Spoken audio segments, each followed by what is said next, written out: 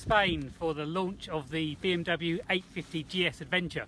So the 850 GS obviously came out earlier in the year, but now it's had the upgrade, if you like, with the Adventure spec.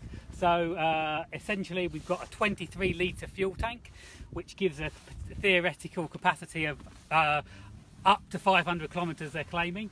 You've got the adjustable screen, we also have the crash bars.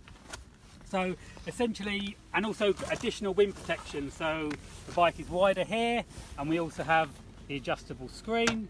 This is actually the smaller screen on this particular model, but the adjustable screen, which is very simple. I like the simplicity of that.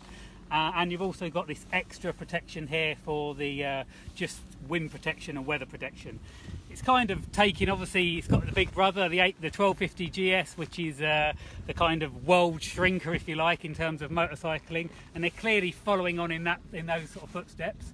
So just kind of initial impressions, we've probably done about 50 miles so far. About 20 of those was on the road, and about 30 of those have been off-road. Essentially just winding up. We're in a beautiful part of the world. We've flown into Malaga, and as you can sort of see around, we are in a bit of a playground. So the tracks we've been on have been pretty twin track, but loose, gravelly, rocky, lots of sort of gullies coming down where obviously they've had rain. So it's kind of a fair environment for this kind of bike and the sort of riding that an adventure bike, an adventure rider is going to be doing. So like all the GS's, they feel big when you see them, and this is no exception. Even though it's the 850, it's a wide bike.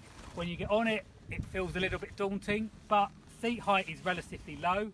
I'm kind of just under 5'10", and I can pretty much get my feet firmly on the ground, which is always reassuring when we're riding off-road.